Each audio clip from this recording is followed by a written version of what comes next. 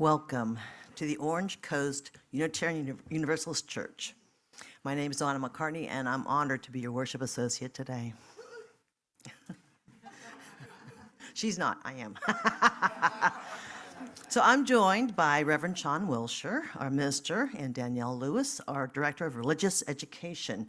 Jacob, unfortunately, is out sick today. He's our director of music ministries, and we send our love his way, Jacob. So this morning we explored the idea of trust. As shared by Reverend Sian, there's a Buddhist proverb that says, "Leap and the net will appear." We will discuss the importance of trust in our challenging times. We hope you will stay after the service to join the Malaviya family in celebrating, did I say that right? Malaviya. Sorry, Malaviya. I practiced it too, sorry. Malaviya. They're helping us celebrate the Hindu Festival of Holi. It's a festival of colors, and I see that some of you are prepared today because you wore your white shirt. That's fantastic. I have a little color in mine, but we'll add some more. All right, so whether you've been here for 30 years or 3, 10 months or 10 minutes, and whether you strolled, rolled, zoomed, ran, or danced in, we're glad you've joined us today. I want to extend a special welcome to visitors. If you're seeking a spiritual home, we hope you'll find it here. We're a community of many different identities and beliefs. We're bound together not by dogmas or creeds, but rather a covenant to create a welcoming and loving community. We need not think alike to love alike. In the spirit of building this community, let's recognize the many volunteers who have helped put this service together today. Yay! Thank you so much. So roomers, we invite you to silence your cell phones, and Zoomers, hi Zoomers, we invite you to say hello in the chat. As we worship today, let's acknowledge our church property rests on the sacred ancestral homes of the Hashiman and Tongva people, who seek justice and responsible stewardship. We begin our worship with the lighting of our chalice.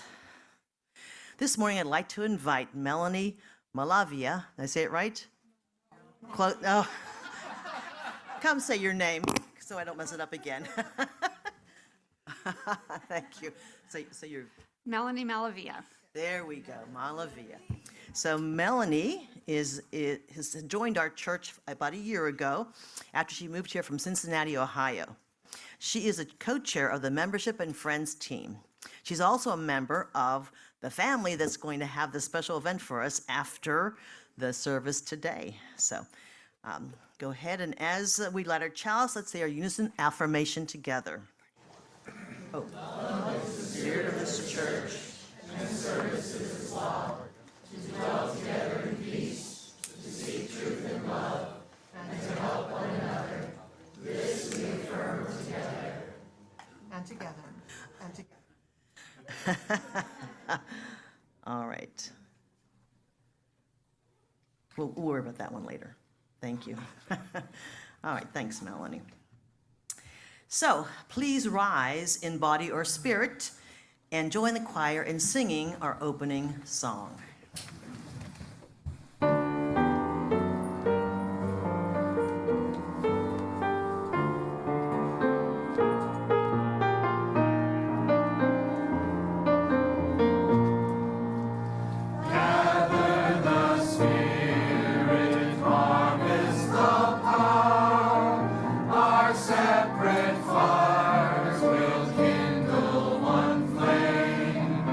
Witness the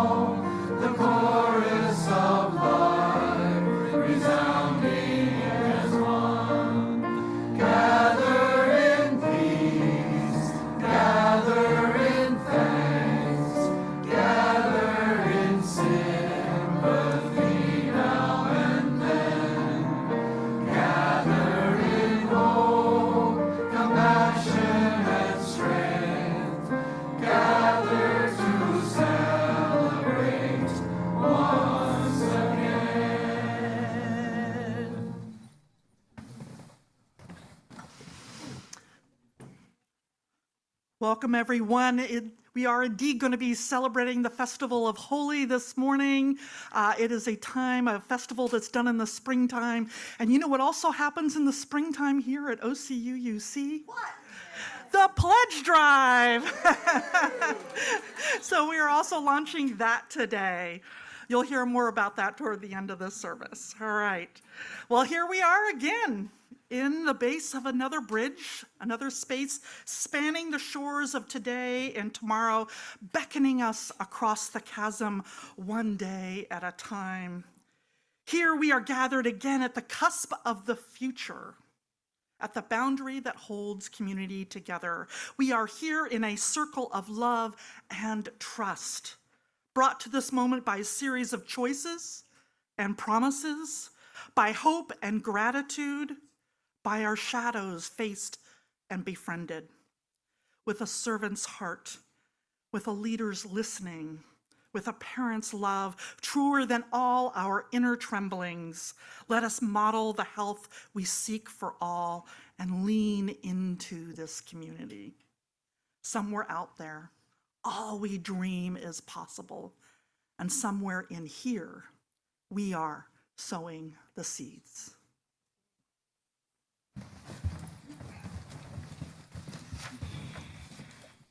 Now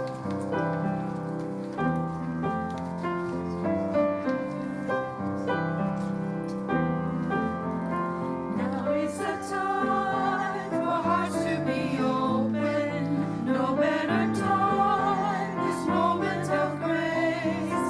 This is the day we can't wait for tomorrow or someday. Now is the time.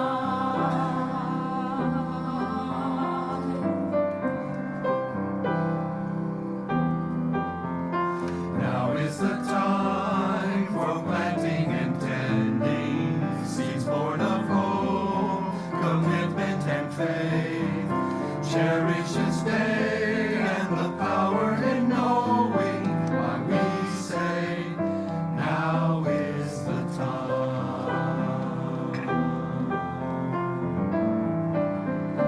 God is the lesson and the legacy we know. Now is the season For the seeds of love, for the seeds of love to grow. Now is the time for vision and courage, witness to love, to spirit and truth.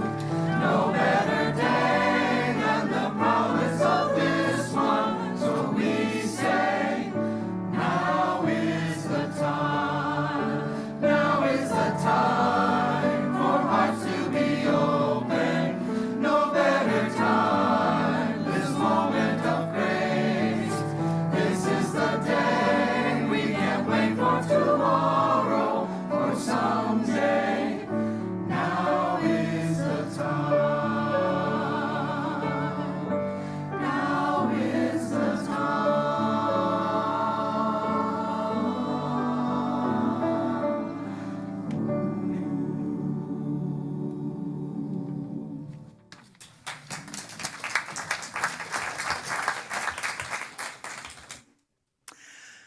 Well, every festival, every holiday out there begins, usually at any rate, with a story.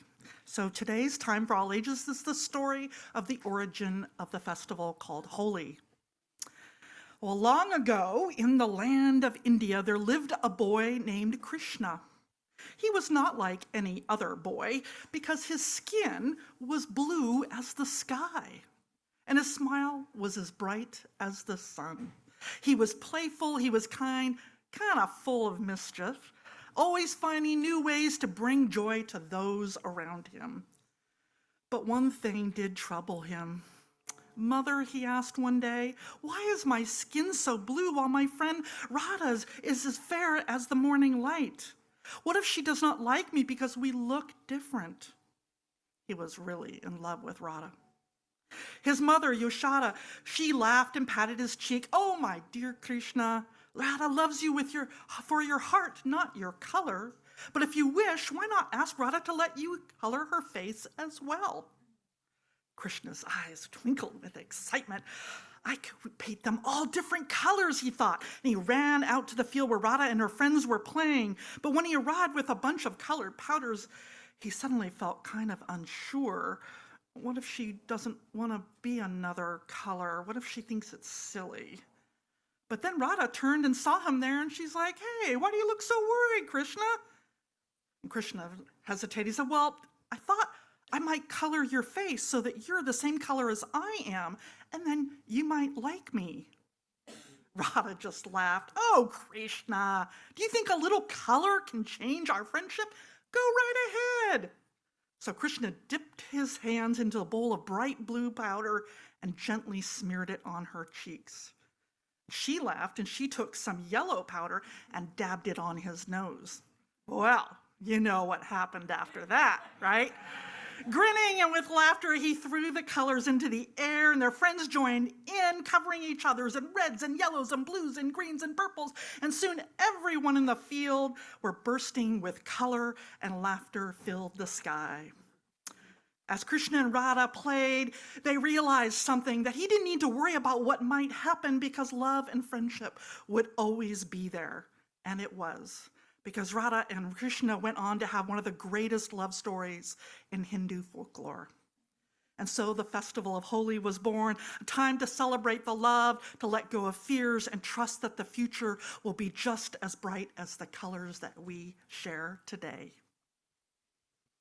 Doesn't it sound like fun to throw out colors onto each other? I have seen this festival around off and on throughout the years. I've always wanted to do it, and we're going to do it today. After the service, we are going to be celebrating the festival of Holi, celebrating the renewal, love, and beauty in all of us. Just so you know, you can follow the arrows to the back over here, back in the parking lot after the church. Prasan, raise your hand, there's Prasan, and Melanie are going to be setting it up, and so we'll all have a lot of fun there. And just so you know, I am told that the colors come out of clothing very well. They used these colors before, and we're all kind of fingers crossed. I will be taking this off just in case, but please do come. And for those of you who are online, we miss you. We hope that you can join us in spirit and you get a chance to actually experience this at some point, because it's going to be a lot of fun. But until then, let's sing our children out to the religious education classes. We hold you in our love as you go, as you go. May your heart be at peace as you go.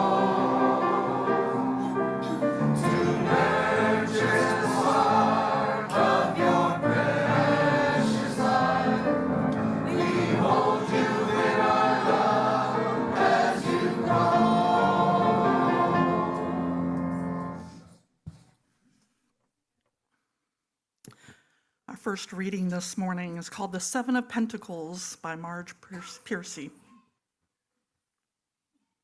Under a sky the color of pea soup, she is looking at her work growing away there, actively, thickly like grapevines or pole beans, as things grow in the real world, slowly enough.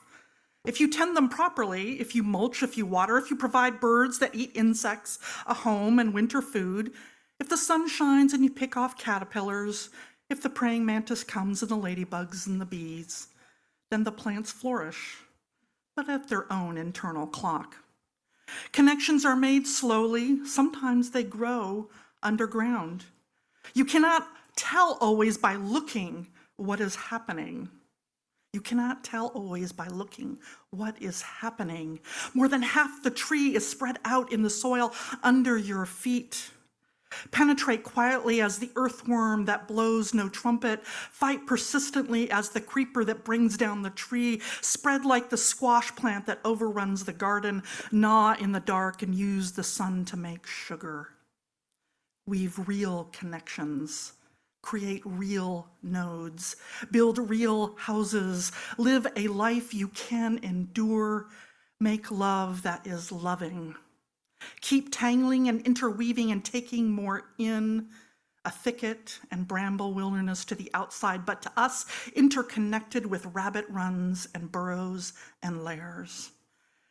Live as if you liked yourself, and it may happen. Reach out, keep reaching out, keep bringing in. This is how we're going to live for a very long time. Not always, for every gardener knows that after the digging, after the planting, after the long season of tending and growth, the harvest comes. Thus ends our reading. I've been thinking about this idea of planting, sowing seeds, and how sometimes we don't always see it. I read this great story recently. I never heard this one before, but back in 1945, a reporter of a Swiss newspaper published an account about how the Catholic resistance was doing their work against the Nazis in Cologne, Germany. And this reporter had visited an underground bomb shelter, old passages underneath a building that were used to shelter Jews and other refugees from the Gestapo. And at one point, 9 Jewish fugitives hid in this bunker for 4 months without ever being caught. He wrote this. This is a translation of part of what you're seeing up here. When I visited this shelter, I had the opportunity to see the emergency housing fully equipped with a kitchen, bedroom, living room, radio, a small library, and oil lamps, evidence of a stunning experience. Meals could only be prepared at night so as not to attract the Gestapo's attention. Who would have noticed the smoke during the day? Food had to be supplied by friends who willingly gave up a portion of their rations to help those unfortunate people living for weeks in utter darkness. The following inscription is written on the wall of one of these underground rooms. It reads, I believe in the sun, though it be dark. I believe in God, though he be silent. And I believe in neighborly love, though it be unable to reveal itself. I believe in neighborly love, though it be unable to reveal itself. Nächstenliebe. Hope I'm pronouncing that right. Nächstenliebe, neighborly love. That's literally Nächsten, neighbor. Liebe is Nichte. Thank you. Nächsten. Thank you, our German speaker from Switzerland over down here. And sometimes we do have to hide our love in a sense, right? I remember when we first took in the Ukrainians for the long-term temporary shelter that we had where our new sanctuary is now, we couldn't tell anybody, right? We had the approval of our insurance company. We had the, liability insurance and all that, but we were not zoned for a temporary shelter, so we just didn't say anything to the press. We had to kind of hide it. Although people had heard about us through friends. We changed the lives of over 100 people. Their adults, children, pets. That was Nächstenliebe, neighborly love. But so much neighborly love, I think, goes unnoticed, and it's all around us. I think sometimes we take it for granted. I remember last Saturday, as part of a fundraiser for this church, I gave a fun lecture about the mysteries of the Vatican. Quite a bold title. It was really just one mystery, but it was fun. I loved doing it. And one person wrote to me and very nicely asked, "Oh, could you put this online?" And I said, "Well, actually, it takes 3 to 4 people to actually put it online, and since I'm donating this, I can't use really the church's resources to do that." And some people don't realize, you see those 2 lovely people back there, and actually Ginny is over here in the choir. She's also doing the choir slideshow. Avery's a staff member, but everybody else is a volunteer, right? And in fact, we have, if you guys want to wave to our iPad over here to Marilyn, who is our usher online. She makes sure everybody can actually get online and communicates with Avery back and forth if there's any issues around sound or anything like that. So, we show every single morning, we show this slide, right? All of the volunteers that it takes to run Sunday morning, right? It takes almost 20 volunteers to do every Sunday, and that's not including the staff. People like Carrie's not up there, Danielle, we've got Sarah, we've got, when Jacob is not sick, he's here, all sorts of people coming in. It almost adds up to around 35 people, and that's not even including, say, Maureen out there with her table for the animal ministry or other things that are going on that people are doing. And you can even see that we kind of have a Zoom master. Avery is kind of stepping in there, but he was not supposed to be doing that. We need some more volunteers too, so if you want to volunteer. But this is it, like every Sunday, basically 35 people step up to the plate in some shape or form. Right? Right? Unseen examples of love, things that we just sort of think that this just happens magically. And there's so many other different ways that we help one another, what people don't even know about. This week I was hearing a lot about Catherine and Nina picking up Shirley and Joan in Irvine so that they can come and be here at church. If you look at the painting job that's been done since we first moved in here in the RE building, that's because Deborah and Audrey went through with a fine-tooth comb and made sure everything looked perfect after we had it done. And you know about Steve and his wonderful videos, but did you know he's been helping out on all of the audiovisual for our new sanctuary? And someone here, I don't know who they are, but they pledged $16,000 a year. Isn't that amazing? I actually don't know who it is. I kind of prefer not to know. I don't want to treat people differently. But thank you. Someone also pledges $35 a year. Thank you. Because I know that that's also needed, right? And there's even those who live far away, like Valerie, who often is our Zoom person. She lives in Pennsylvania. Sarah Hunter and Catherine Tatus are the ones who put together the slideshow most weeks, along with Barbara Schilling. And they live in Atlanta and Sacramento. I get emails constantly from people worried about others. Did you know that so-and-so's fell and hurt themselves? Did you know that so-and-so's in the hospital? I love this. These are these unseen, unrecognized little seeds of love that we do in this congregation. Then there were some big seeds that we planted. It's been 5 years, right, since the pandemic started.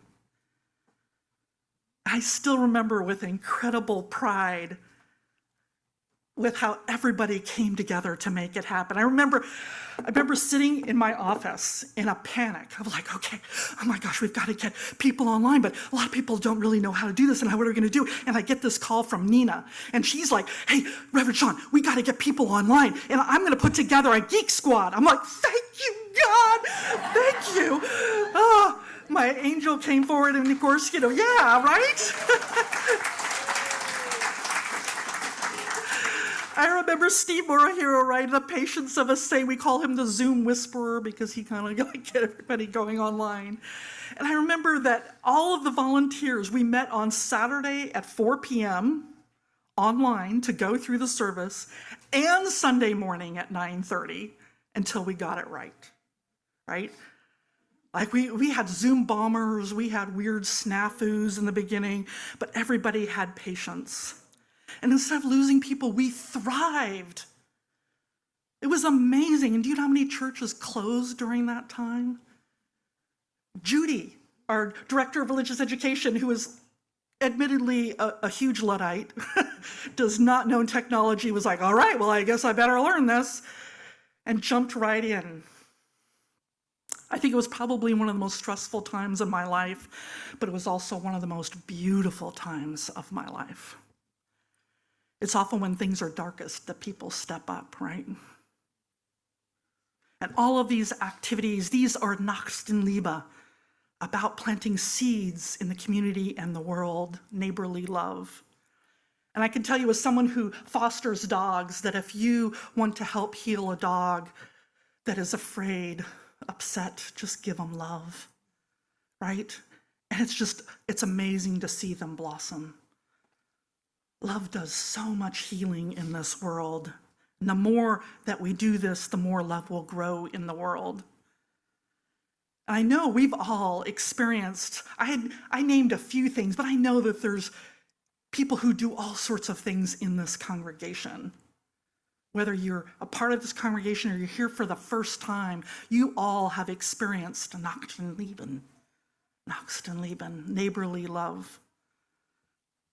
So I want to give you a moment to recall to mind a time that you experienced.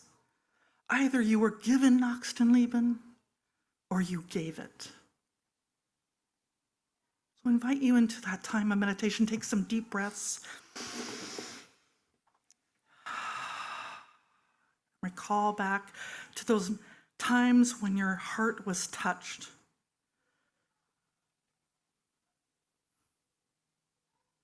Either by something you did or something that was done for you.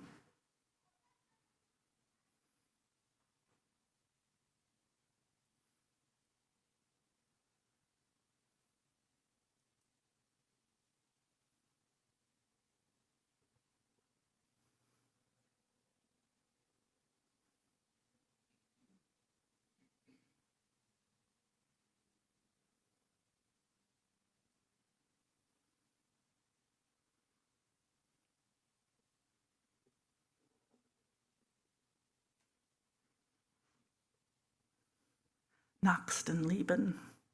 I want to invite you to turn to a neighbor and give them an example of a time when you experienced it or you gave it to someone. And Zoomers, you can write something in the chat. I would love to hear your stories.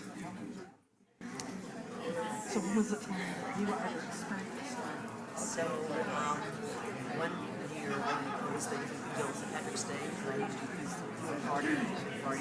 And one year, I ended up having clothes I planned to wear. I dressed them up, and so a friend who used to come to my party's wife said, I solved your problem. He brought me some clothing that I could wear on short notice. So that was a really kind thing. It was unexpected, but wonderful. How about you?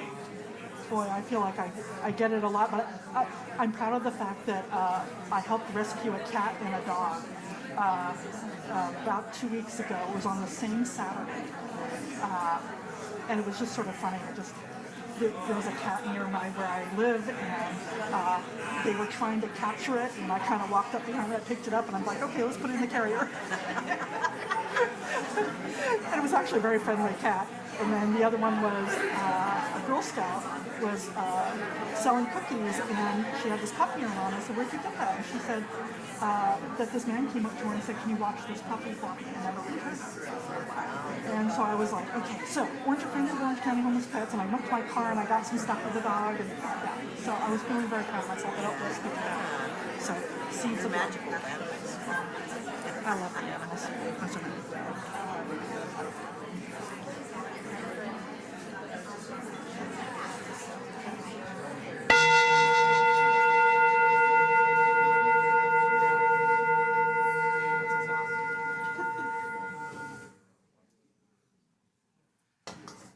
Lots of fun things going on.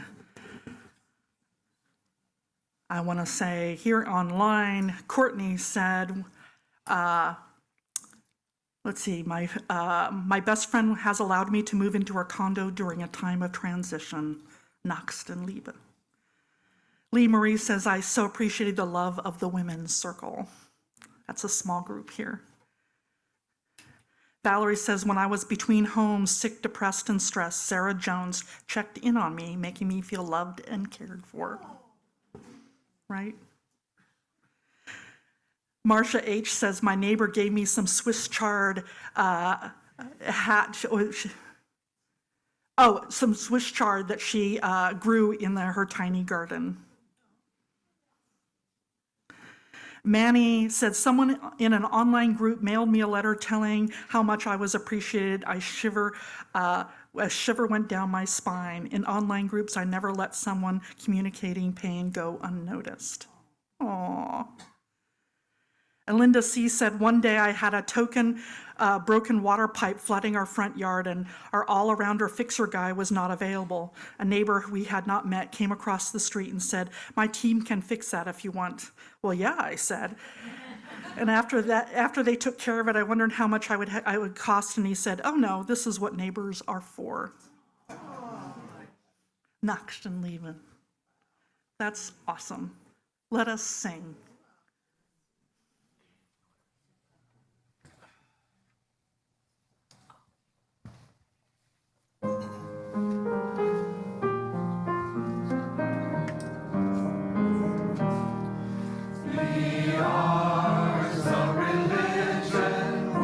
Sunshine grows everywhere. Its temple space, its shrine of good heart, its creed all true, its ritual works of love.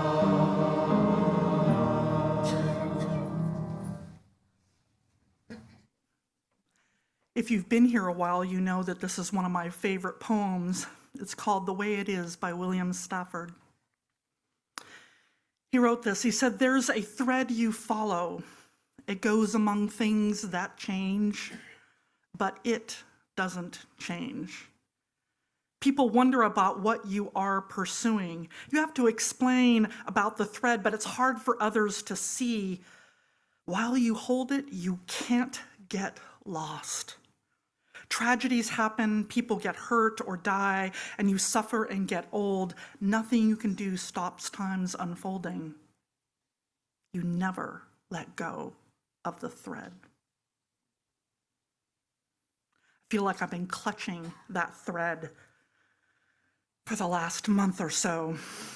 I've been feeling so much uncertainty that it's kind of making me a little bit grumpy. You know, that feeling that you get when you're annoyed in general and something feels off. And why? Well, some of you know what's happening in our country, right? The upheaval we hear every day, tariffs on, off, firings on, off, deportations on, off, government shutdown on, off, stock market up, down. It's exhausting. And some of it is that I'm pushing myself to do things that I'm new at, and I'm afraid of failing. You see, I'm doing some organizing with our progressive clergy here in Orange County, but I have really no idea exactly what we are going to do. I don't really have a strong vision for this. I just feel like we need to get together and do something just to battle all of this upheaval, and I don't want to do it alone, right? And all of this kind of makes me on edge, kind of grumpy, and I don't like uncertainty. We humans, we want certainty. And then I remember this poem, that life has its ups and downs. The key is not to react with every upheaval, but to never let go of the thread. Tragedies happen, people get hurt or die, and you suffer and get old. Nothing you can do can stop time's unfolding. You don't ever let go of the thread. And what is the thread? For me, I can tell you that it's love. It's what I hold on to when the center seems to fall apart. I cling to it like a lifeline. Okay, Sean, what's the most loving thing that you can do right now? And that's not an easy question to answer. It's a really important one. Nächsten lieben. Okay. It's not easy because love asks us to speak out when we'd rather be silent, not make waves, or it asks us to sacrifice something we want but maybe we don't really need. Love or neighborly love means making time to pick up someone to drive them to church even though it's out of your way. It means being tired after a long day of work, but making dinner for your family, even if it means ordering fast food. I know, it's true. It means living with uncertainty sometimes. Because here's the thing, love is rarely convenient or easy. Love is rarely convenient or easy. It's always asking something of us, and it kind of sucks. And it is holy, not the festival. It's sacred. It's hard, but it's holy work we do. And each of the people who volunteer on Sunday, they do it because they believe in this church, because they love it. And sure, sometimes it's annoying. I gotta get up early, right? I gotta be there. I gotta do this thing. Be inconvenient. I know there's some people in the choir like, really, we have to get up early to come here. I'm not saying anything evil, but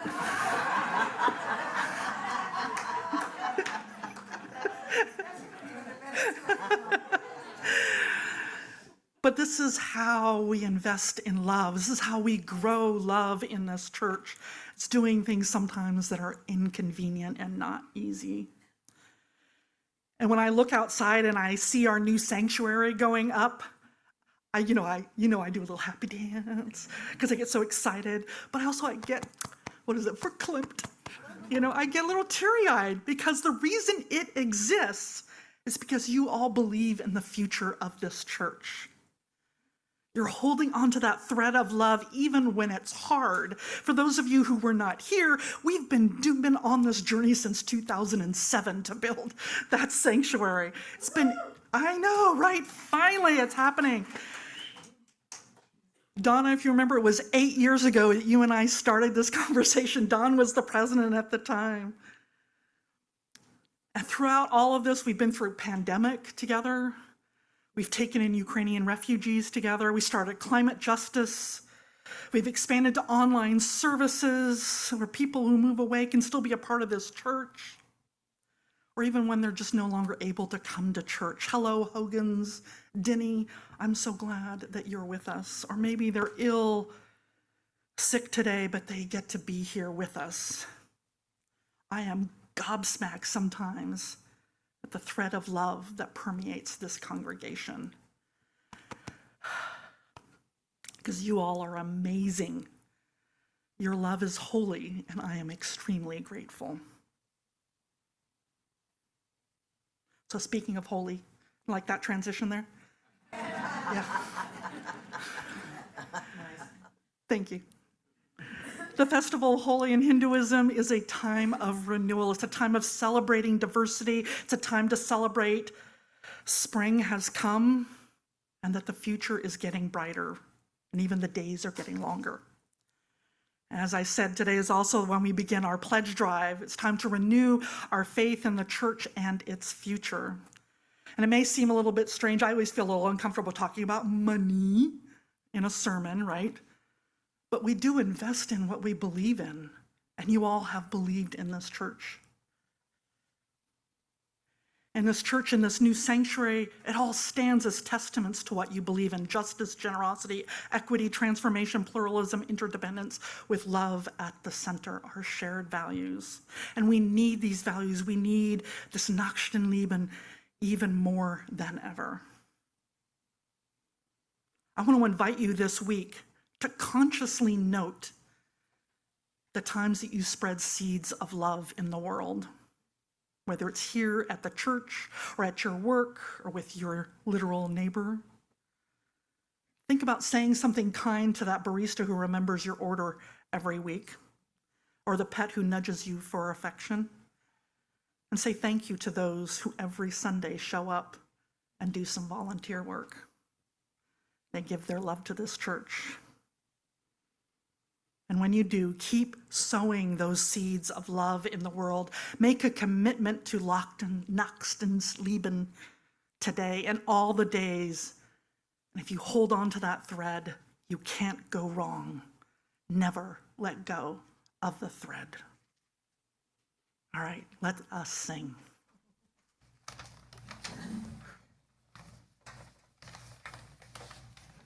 Where does she stand?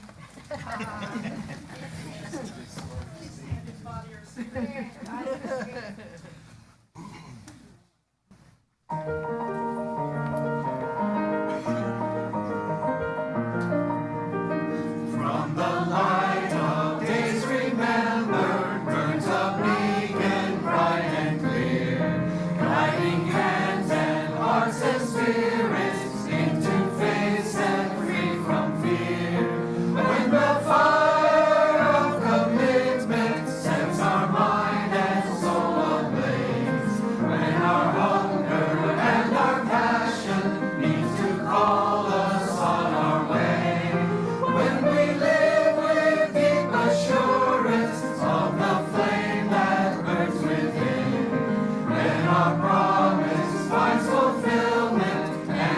future can begin.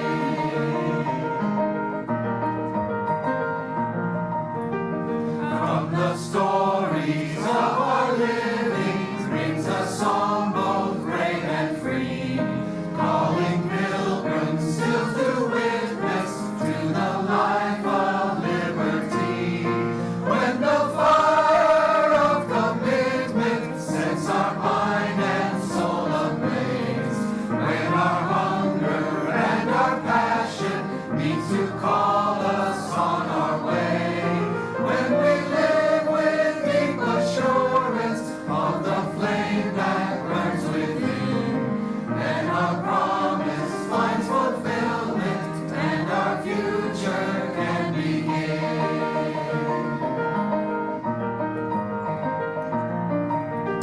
From the dreams of youthful vision comes a new prophetic voice, which demands a deeper justice built by our courageous choice. When we live with deep assurance of the flame that burns within, then our promise finds fulfillment and our future can begin.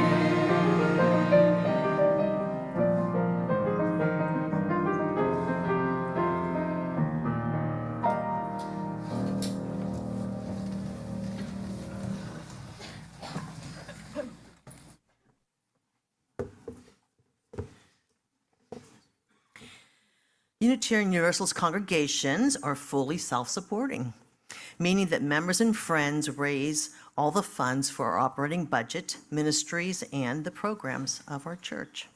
We are ever grateful for your gifts of time, treasure, and talent. OCUUC amplifies the spirit of generosity by sharing one half of the plate that we receive with an organization who shares our values. The March plate share is the Wetlands and Wildlife Care Center in Huntington Beach. It's a nonprofit rehabilitation center, and its mission is to educate the public about the human impact on the environment and mitigate that impact through care and rehabilitation of native wildlife. So there are multiple ways that you can support this church and that organization. You can mail a check, you can go through our website, or use an app called Vanco Mobile. If you're a roomer, you can simply use the basket as it's passed. The choice is yours. All the information is on our website should you need it. And as always, thank you for your generosity.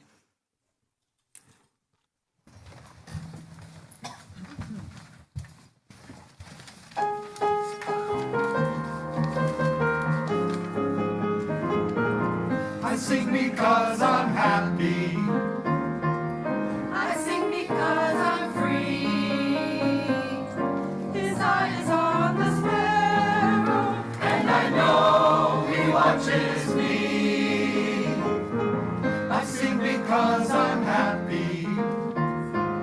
I sing because I'm free. His eye is on the sparrow, And I know he watches me. I sing because I'm happy. oh yes, I sing Because I'm free. for his eye is on the sparrow, and I know he watches me. I sing, oh yes, I sing Because I'm happy. I sing, oh yes, I sing Because I'm free. for his eye is on the sparrow, and I know he watches me.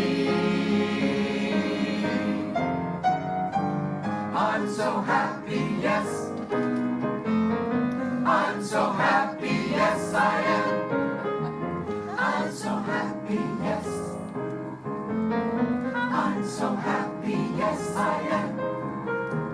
I'm so happy, yes. I'm so happy, yes I am. I'm so happy, yes. I'm so happy, yes I am. I'm so happy, yes. I'm so happy, yes I am. I'm so happy, yes.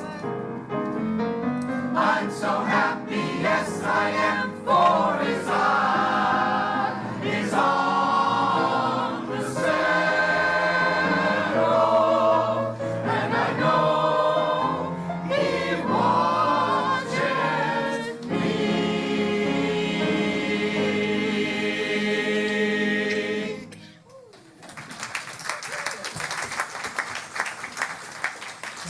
Let us sing We Gather Together, a song that expresses our gratitude for the gifts that we share.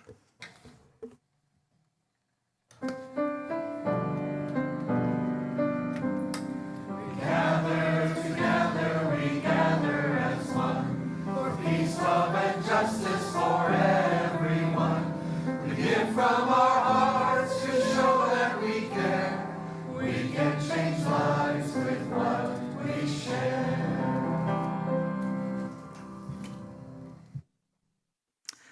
Now, of course, is that time when we honor the important events and people in our lives, and you are invited, one and all, member, friend, visitor, to participate in this weekly ritual we call Joys and Sorrows. I'd like to invite Don Martin, yes, that same Don who started it all long ago, up here. He's going to help light some candles for you.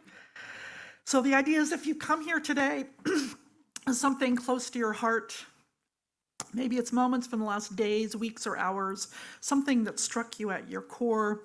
If you'd like to embody that joy or sorrow or gratitude or Nachtenleben, you're welcome to do so by lighting a candle. If you'd like to share it with the congregation, you can write it out on a slip of paper that the ushers have if you didn't get when you first came in here, and you can write it out and hand it to me, and then I'll read them out loud. And of course, Zoomers, you can write it in the chat, and then Dawn will light a candle for you. So please come forward, and as music is played, I invite you to silently offer healing or celebration as you feel called and according to your own beliefs.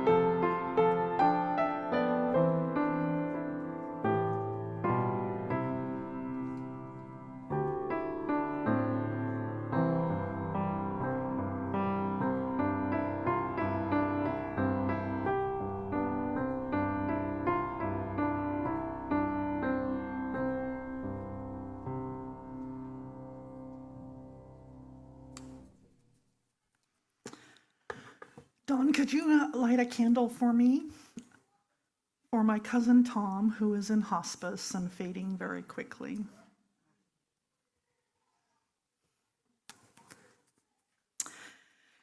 Judith S., she lit a candle of joy and thanks. She said, for my lovely friends, Paula and Jacques, who were there when I needed them.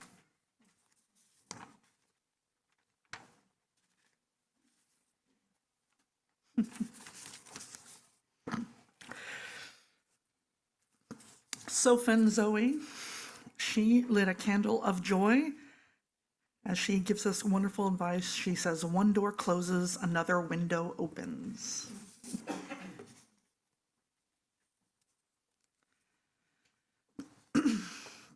And Damon A., he lit a candle of sorrow. He says, my friend John recovering very slowly from a heart attack last summer.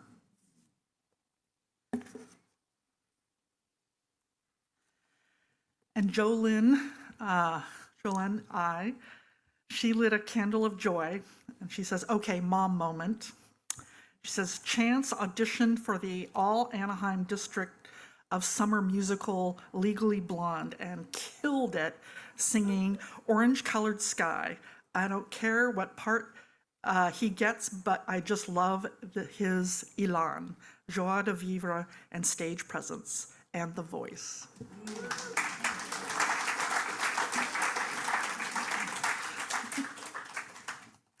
And Kristen M., she lit a candle of joy. She says, happy anniversary to my brother Joe and his wife Susie. We're so Irish, they got married on a Thursday because it was St. Patrick's Day. Awesome. All right. And online, we don't have any online, but let's light a candle just for everyone who's holding something silent in their hearts.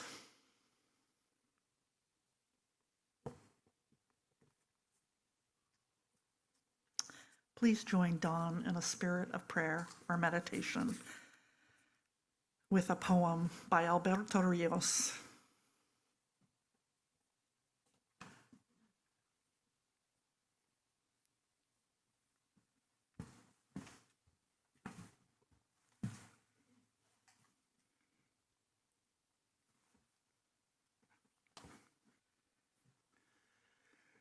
We give because someone gave to us. We give because nobody gave to us. We give because giving has changed us. We give because giving could have changed us. We've been better for it. We've been wounded by it. Giving has many faces. It is loud and quiet, big though small, diamond and wood nails. Its story is old, the plot worn, and the pages too. But we read this book anyway, over and over again. Giving is, first and every time, hand to hand. Mine to yours, yours to mine. You gave me blue and I gave you yellow. Together we're simple green. You gave me what you did not have, and I gave you what I had to give. Together, we made something greater from the difference.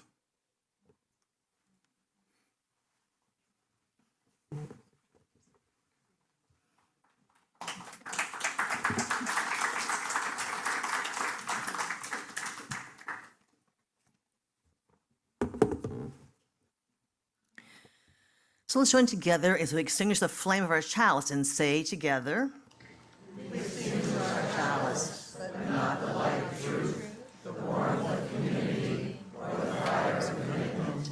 These we carry in our hearts until we are together again. So thank you so much for joining us this morning. If you're a guest or a visitor or someone who hasn't yet been known to us and you would like to know more about this church, we have a welcome table out there, and also we have some websites that you can go to, actually some email addresses, and get in contact with us, especially the first one. We'll help you get connected. Zoomers are welcome to stay after and chat with one another online. We want everyone to feel part of this beloved community.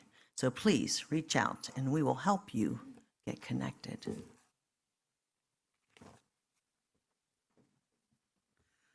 Okay, lots going on. I want to give you a little heads up. We're going to talk to you about this next week, but because we're going to be start doing some of the landscaping and pulling up a lot of the concrete over here in front of the buildings over here, the Christian Scientists are probably not going to be able to access their worship space, so they're going to be in the Victoria Room. So we're going to ask people to be very quiet and to not go into that space. That's not going to happen until after next Sunday, and it could be for up to 2 weeks. So we'll remind you, and we'll have signs on there, but in case you want to know what's going on, that's happening there. I've got some opportunities for Nachtenleben for you. So as you know, as I mentioned, Catherine, every Sunday she's here, she brings Shirley and Joan in her car from Irvine because they can't drive, and we love having them here. She's going to be gone for 4 weeks, and so we would love it if somebody else could come and give some more rides. We've got 2 of the weeks covered. We just need 2 more things. So Catherine, you want to raise your hand back there? So see Catherine back there, if you can offer a ride. The other thing is, if you didn't know this about our beloved Amy, and I missed actually a joy that she said in Joys and Sorrows, she says, candle of joy for all the love, help, and support I've received during treatment for a partial retinal detachment. Thank you, and look forward to seeing you all in person again. I now have to go lie down. So if you didn't know, Amy literally has to lie face down for like 3 weeks. Yeah, the poor thing. And Randy, her significant other that she lives with, is taking care of her, but he works 3 days a week. And so she kind of can't be left alone. So if you would like to go and sit with Amy as she's laying face down in bed and make sure she's okay, if she needs to get up and get something, please let Judith know. Judith, where are you? Oh, that's right. She's teaching. Sorry, she's teaching. How about Lori? Can I ask you to be a? So Amy lives Huntington Beach. Yeah. So she's pretty close by and everything. And if you didn't know, she's the person who sings a lot of solos in the choir. She's absolutely delightful, and really, I'm sure she would just love to have some support of just coming over for a few hours every day to make sure that she's okay. So Lori, thank you. If you could just grab some names. I'm sure Judith, that was Judith in the blue right there. And she can also help you. And then, of course, we have Holi coming this afternoon after church. And you'll see little arrows and signs. We're going to be in the back parking lot over there. Give us time to get a little bit set up and everything. There are also Holi desserts. Then they're vegan, but they're not gluten-free. Thank you. Yeah, we just, unfortunately, we do try to make sure that people are included. But last but not least, before we go, I want to invite Tom Lockery up here, who is running our pledge drive, and he's going to tell you all about it.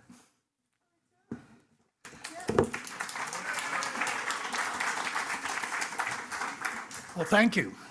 This is something we do each year. It's part of membership, actually. If you ever looked at the bylaws, you'd see that pledging is one of the expectations of membership.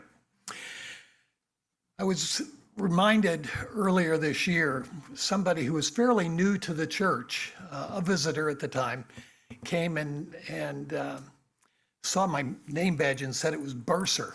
She said, "What's a bursar do?" She said, "I've been on a boat and the bursar handles cash or something." And I said, "Well, it's kind of like that, but I keep track of all the pledging and purchases for auctions and make sure that they get accounted to the right individual and keep track of that kind of thing."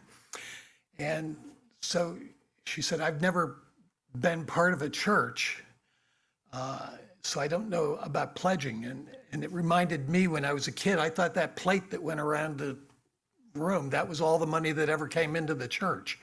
And I thought that's how it ran. But no, it takes a lot more than that to do it. In fact, we have a budget of about $440,000 to $450,000 a year for this church. A little over half of that, but close to 60% of it, actually comes from our pledges, about $240,000 to $250,000 a year. We have 144, 145 members, something in that range. Works out to about $1,400 to $1,500 per person on average. So when I was talking to this person about that, and I don't think I got that specific with the numbers, but it was kind of bewildering to her to even think about making a pledge. And she said, well, I'm not sure I can do that. And I said, well, that's okay, because for a lot of people, that's really difficult. And we understand that. And we have, but you heard from Sean, we have a pledge of a little over $16,000 a year. That's not the highest individual pledge. We have several individual pledgers who pledge $10,000 a year. We have one pledge of $1 per year. And that was somebody who said, I have to be on record, but that's what I have to be able to do. And we understand that. That's how it works. Whatever it is you feel you have to do is what's going to make the difference. I hope that you can think about the church in terms of generosity, and continuing our culture of generosity is the theme for this year. Now, we've got a number of things going on out there. I'm looking out there and I see a table set up. We've got a lot of food today. If you were thinking about going out to eat, I don't think you're going to have to do that today. We've got other things out there for Holi. We've got other things out there for the pledge drive. So stop by the table. We've got some people who are going to cut the cake for us, and take a look at that and fill your plate up. I'll be at the welcome table, and we will have envelopes for each of you who's a member. And you can pick up your envelope. It's got a brochure in it about the canvas and the pledge campaign. It's also got your pledge card in it. You can fill that out and return it, or you can simply write to bursar@ocuuc.org and tell me what you want your pledge to be. We do hold them confidentially. They're shared with very, very few people and only on a need-to-know basis. So we hope that you'll take advantage of that and do it as soon as possible so that we can complete our drive. What's going to happen is we will create those pledges. We're going to give it to the Finance Committee, who will work out a preliminary budget. They'll present it to the board. The board will consider it and make adjustments to it. And finally, in June, at our annual meeting, it will be approved by all of us. We are the ones who set the budget. It's not the board. It's not the Finance Committee. It's certainly not me. It's us at the very end in June. We're the ones who create and make that budget. We make it happen. So let's continue our culture of generosity starting today. Thank you.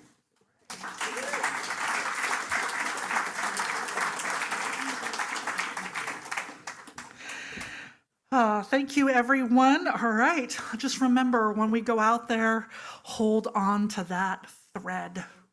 Let us sing our recessional song. Let's go out and all do our part. Let's go out, bring joy to each heart. Let's go out with indifference to joy. Let us go out with joy. Let's go out and all do our part. Let's go out, bring joy to each heart. Let's go out with indifference to joy. Let us go out with joy. Let us go out with joy. Let us go out with